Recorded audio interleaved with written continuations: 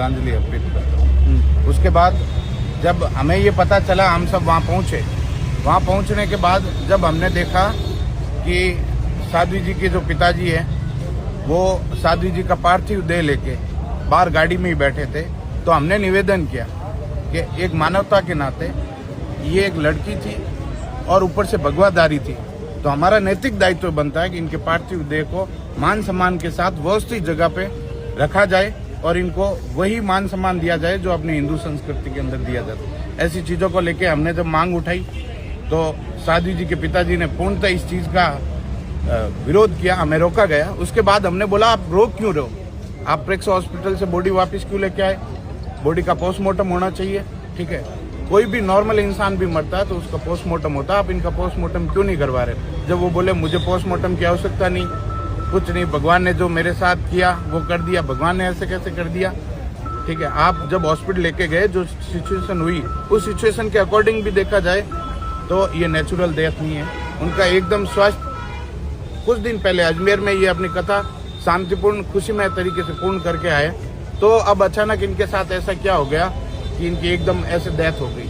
तो हम लोग वहाँ खड़े थे, हमने एक ही मांग की कि इनके पोस्टमार्टम होना चाहिए। इनके पिताजी ने पहले तो पूर्णतः मना किया, हमारा विरोध किया, और अभी ये जो रोना धोने वाले ये जो प्रोपेगेंडा कर रहे हैं, पहले कुछ भी नहीं था इनका, उस टाइम ये खाली 5 घंटे मैं वहाँ खड़ा रहा, 5 घंटे तक वो फोन पे लगे रहे, कंटिन्यू निरंतर अपने जो निजी लोग हैं उनको फोन करने का कोशिश किया। इस मामले को नेता नांगलों को फोन करवा के दबाने की कोशिश की गई, लेकिन मेरे साथ हजारों युवा खड़े थे अपनी बहन को न्याय दिलाने के लिए और भगवे को न्याय दिलाने के लिए।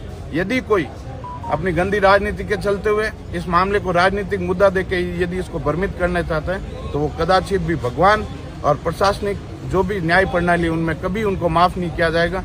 आप सभी से मेरा निवेदन है, ज्यादा से ज्यादा महात्मा गांधी अस्पताल की मोर्चरी के आगे पहुंचे और जो भी पोस्टमार्टम रिपोर्ट आएगी उसके तथ्य मद्देनजर रखते हुए अपन आगे का जो भी निर्णय होगा लेंगे। अभी तक हम यहाँ मौजूद हैं, ठीक है। और उनके पिता एक आरोप लगा रहे हैं कि मेरा मोबाइल वहाँ पे खड़े युवाओं ने किसी ने छीन लिया, या उनके वो बार बार कॉल कर रहे थे। पहले उनके पास साध्वी जी का फोन भी नहीं था।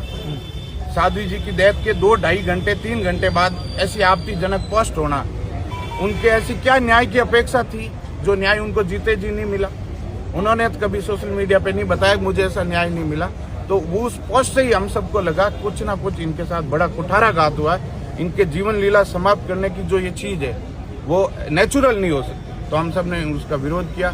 और इनके पिताजी जो ये मोबाइल वाला एलिगेशन लगा रहे, ऐसा कुछ भी नहीं हुआ, हम सब मौजूद थे। पहले साध्वी जी का फोन एक उनके स्टाफ के पास था, ये बाप जी ने फोन करके उनका फोन मंगवाया, साध्वी जी का अपने फोन अपने पास में लिया। तो हम सब ने जो छवि शर्मा जी वहाँ मौजूद थे उनको बोला कि आप इनका फोन ले लीजिए, साध्वी जी का भी और इनका भी। तो उन्होंने अपने पुलिस प्रशासन का जो प्रोटोकॉल होता है उसके तहत प्रशासनिक अधिकारियों ने उनका फोन लिया, किसी भी नॉन प्रशासनिक आदमी ने उनका फोन नहीं लिया। फोन है जो पुलिस प्रशासन के आला अधिकारी है उनके पास। फोन थे उस टाइम पे उनके पास एक तो इनका खुद का था, एक साध्वी जी का फोन था और एक फोन और था। जहाँ तक मैंने वहाँ देखा, गाड़ी में बैठे थे, बाप जी के पास एक साध्वी जी का और 2 फोन बाप जी के खुद के थे।